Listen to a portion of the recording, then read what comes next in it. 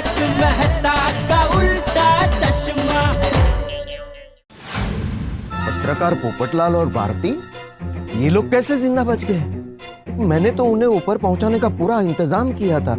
ईमानदार व्यापारी जसवंत भाई और दवाई की कालाबाजारी करने वाला मदन लाल दोनों एक ही आदमी है।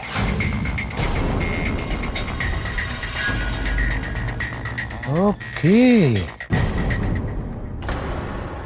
अरे कमाल करते हो, इतना बड़ा इल्जाम लगाते हो। मैंने कुछ बिगाड़ा है आपका? मुझे काला बाजारी करने वाला कहते हो। क्या सबूत क्या है आपके पास? क्या सबूत है? अगर नहीं है तो मुझे जाने दो। मुझे बेवजह तुम इस तरह परेशान मत करो। बेवजह? बेवजह? इतनी जल्दी भूल गए कि तुम दवाई की कालाबाजारी करते हो? देखिए, मैं आपको जानता नहीं हूं। कौन है? कौन है आप? ओह, हमें जानते भी नहीं हो? इतनी जल्दी भूल गए कि अभी थोड़ी देर पहले आपने मुझे और भारती को जान से मारने की कोशिश की थी।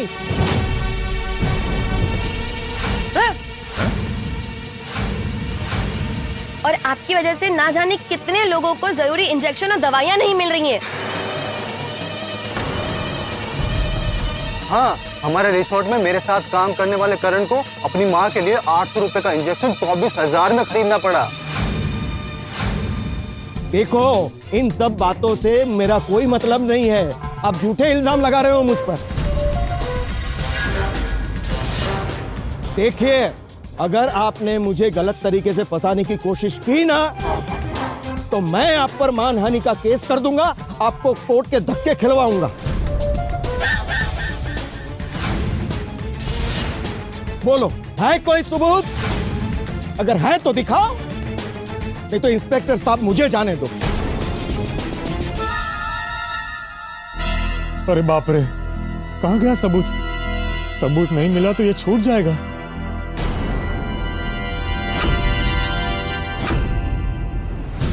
देखो पोपटलाल, बिना सबूत के कानून के पंजे और पुलिस के डंडे भी कुछ नहीं कर सकते। तो पत्रकार पोपटलाल, अब मैं चलूं? बिना सबूत के तुम लोग मुझे कुछ नहीं कर सकते, और मैं कोई सबूत नहीं छोड़ता। और आप सब सारी जिंदगी परेशान रहोगे कि मदन लाल को पकड़ नहीं पाए।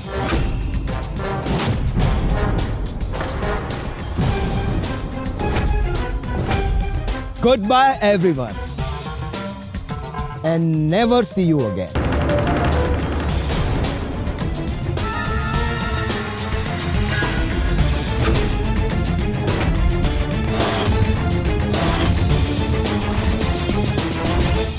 इंस्पेक्टर साहब, मैं जा सकता हूँ ना? हाँ, जब सबूत नहीं है तो फिर आप जा सकते हैं।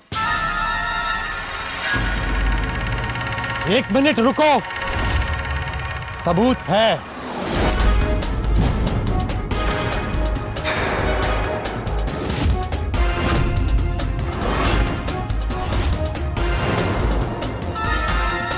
मैं लेकर आता हूं।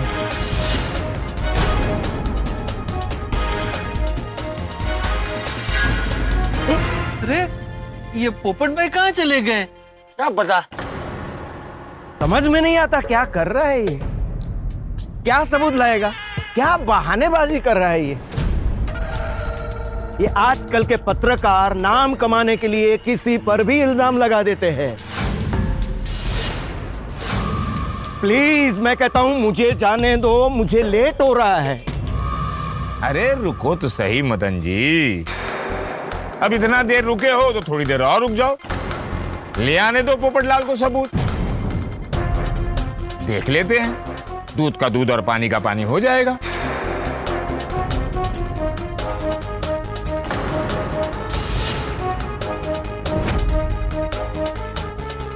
वो अब तक नहीं आया, कहीं भाग तो नहीं गया? भाग गया वो। आएगा आएगा। अरे 1 मिनट रुक, वो पोपटलाल आ गया।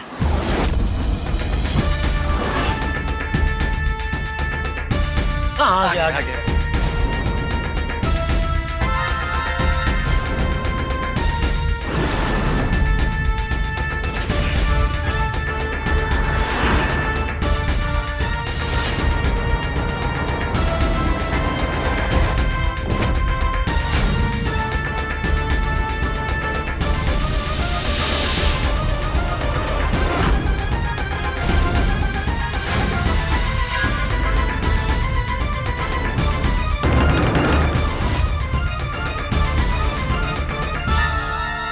क्या भाई, लाए सबूत? ये रहा सबूत।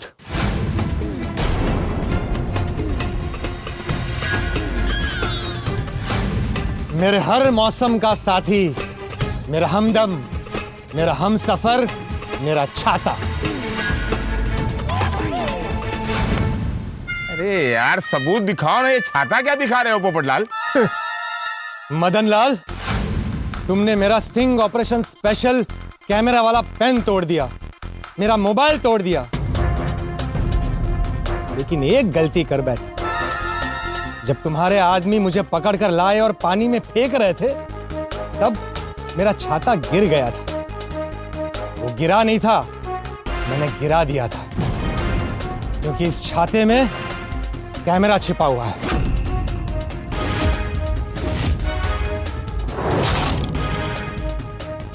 माय गॉड, छाते में कैमरा! अरे वाह! पोपटलाल! अरे आप क्या इसकी बातों में यकीन कर रहे हो? बकवास कर रहा है? बकवास तुम कर रहे हो। मेरे छाते में वाटरप्रूफ कैमरा लगा हुआ है। ये देखो।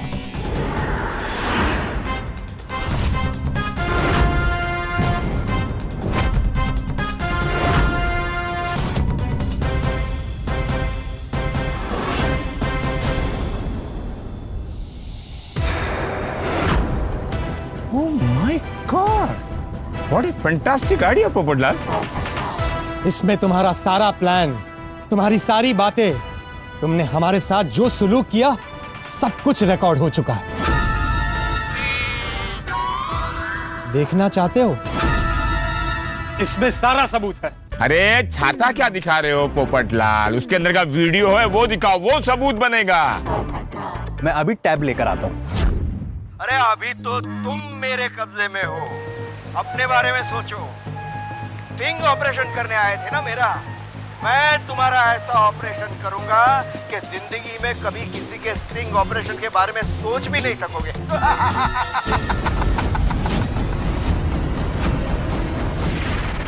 इसी कलम को अपना हथियार बनाकर मेरा स्टिंग ऑपरेशन करने आए थे ना, अब देखना, ना रहेगी कलम और ना होगा कोई स्टिंग ऑपरेशन।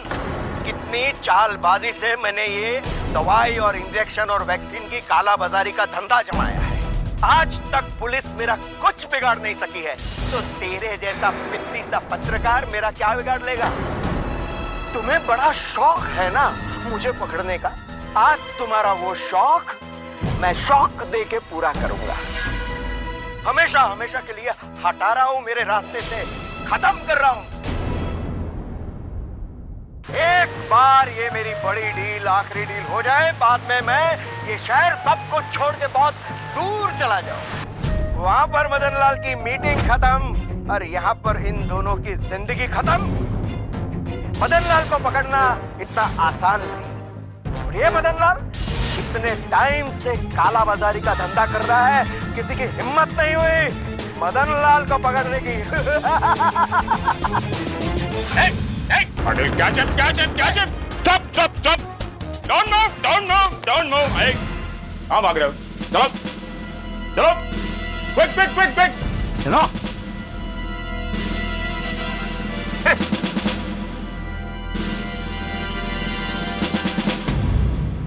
अब बोलो जसवंत भाई उर्फ मदन लाल,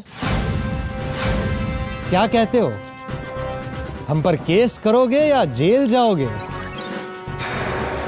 या आप भी यही कहोगे कि ये सब झूठ है? शर्म करो, शर्म। लोगों की मजबूरी का इतना फायदा कैसे उठा सकते हो? 20,000 का इंजेक्शन 1.5 लाख में बेचते हो।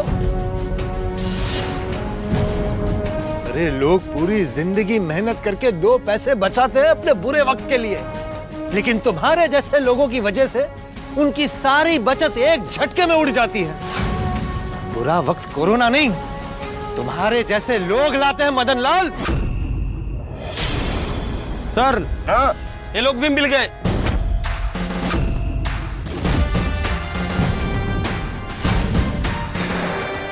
ओह नो, ये दोनों भी पकड़े गए। मतलब सारी बातें खुल जाएगी। और 2 मोबाइल मिला है सर। गुड। ये मोबाइल तो हमारे हैं। हाँ, सेठ जी आपका मोबाइल। बापूजी मोबाइल चलो ये दोनों मायावी भी पकड़ी गई। आप लोग ध्यान से सुन लो, कानून के पंजे से और पुलिस के डंडे से कोई नहीं बच सकता अगर उसने गुनाह किया हो तो। ये तो होना ही था। यस। गलत काम करने वाले लोग आज नहीं तो कल पकड़े ही जाते हैं। तुम लोग शायद बच भी जाते अगर डॉक्टर मालपानी यानी हमारे हाथी भाई पकड़े गए उसके बाद भाग जाते तो। लेकिन पैसों की लालच ने तुम लोगों को अंधा कर दिया था। क्या बोलते हो? कैश है तो ऐश है। गलत तरीके से कमाया हुआ कैश अब तुम्हें जेल में ऐश करवाएगा मदन लाल। तुम यही सोच रहे हो ना कि हमने तुम्हें कैसे मात दी? सही सोच रहे हो। तुम बहुत चालाक हो और हम ठहरे भोले भाले इंसान।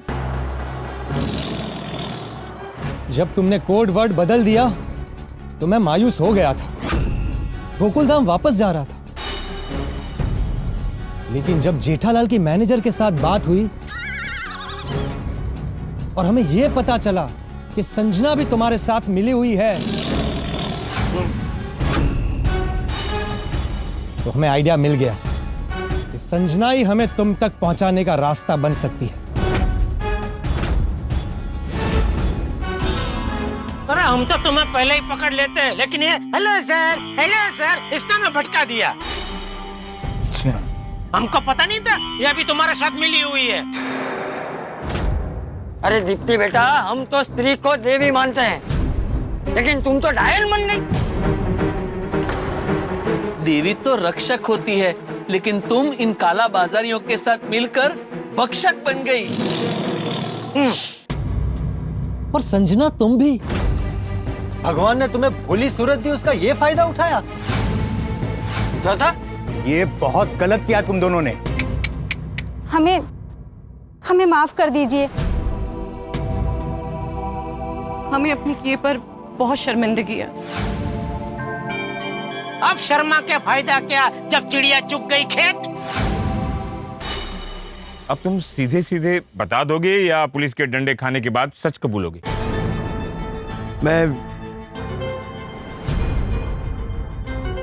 मैं सच कबूल करता हूं। मैं सब बताता हूं। ये बताओ तुम वाटर पार्क को ऑपरेट कैसे कर रहे थे?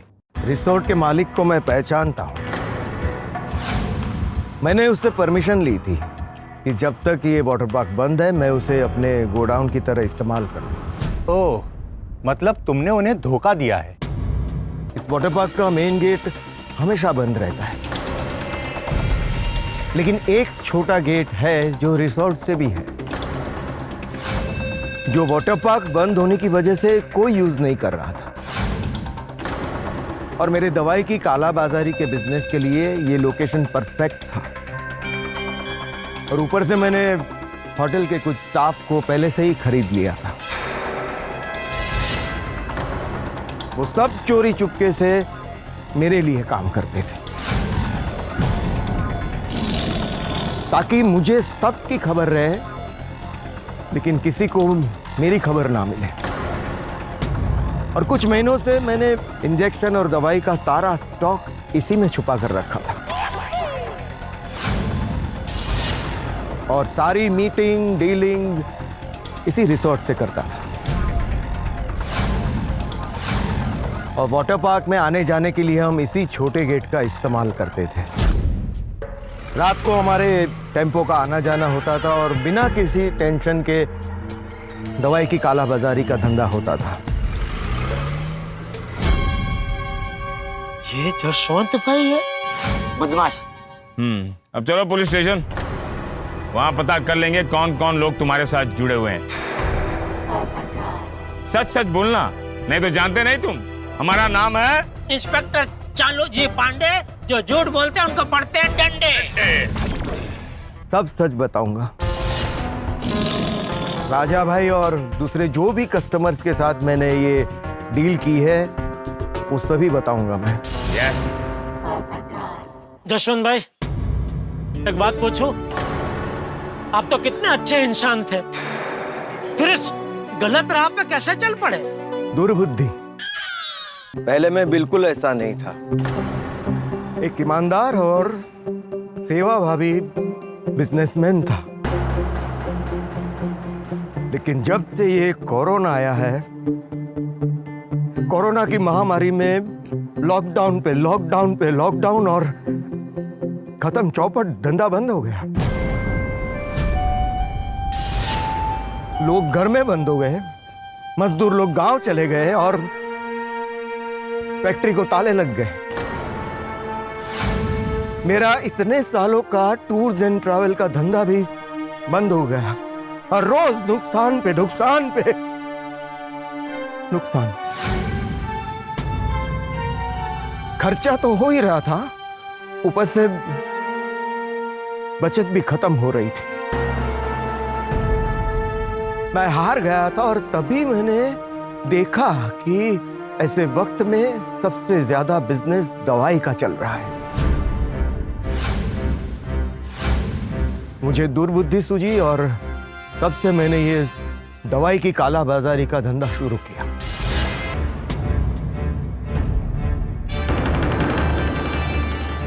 और कुछ ही दिनों में इतनी कैश कमाने लगा कि ऐश ही ऐश होने लगी। और फिर ऐश करने के चक्कर में मैं अंदर ही अंदर धंसता गया। देख भाई जसवंत, बुरा समय तो हर किसी की जिंदगी में आता है, लेकिन सब लोग अगर तेरी तरह गलत रास्ते पे चलने लगे तो कोई भी अच्छा आदमी तो बचेगा ही नहीं। परिस्थिति चाहे कितनी भी बुरी क्यों ना हो, लेकिन हमें कभी भी खराब काम करने के बारे में सोचना भी नहीं चाहिए। दुर्बुद्धि को हम पे हावी नहीं होने देना चाहिए। और वक्त चाहे कितनी भी परीक्षा क्यों ना ले, लेकिन हमें हमेशा अच्छे काम और सद्गुणों के साथ जीना चाहिए, समझा? बिल्कुल बिल्कुल। मित्रों, चाचा ने बिल्कुल सही कहा। कोई भी व्यक्ति जन्म से गुनहगार नहीं होता, हालात उसे गुनहगार बना देते हैं। लेकिन हालात को दोष देके हम व्यक्ति को क्षमा नहीं कर सकते, गुनहगार को माफ नहीं कर सकते। ईश्वर से प्रार्थना कर सकते हैं कि ईश्वर हमें सद्बुद्धि दे, हमारी बुद्धि बिल्कुल ठीक रखे। वक्त खराब हो सकता है लेकिन बुद्धि खराब नहीं होनी चाहिए। उस वक्त मन चलित नहीं होना चाहिए, क्योंकि वक्त अच्छा हो या बुरा जैसा भी हो बीत ही जाता है। लेकिन इस वक्त मैं बेहद खुश हूँ। सत्यमेव जयते, सत्य की विजय हुई, सत्य का साथ देने वालों की विजय हुई। मिशन काला कौवा सफल हुआ और काला बाजारी पकड़ा गया। ये तो हो गया, लेकिन बहुत कुछ होना बाकी है। बहुत किस्से, बहुत मस्ती, बहुत हंगामा। बस देखते रहिए तारक मेहता का उल्टा चश्मा, देखते रहिए, हंसते रहिए। For more updates, subscribe to our channel, click the show links and enjoy watching the videos.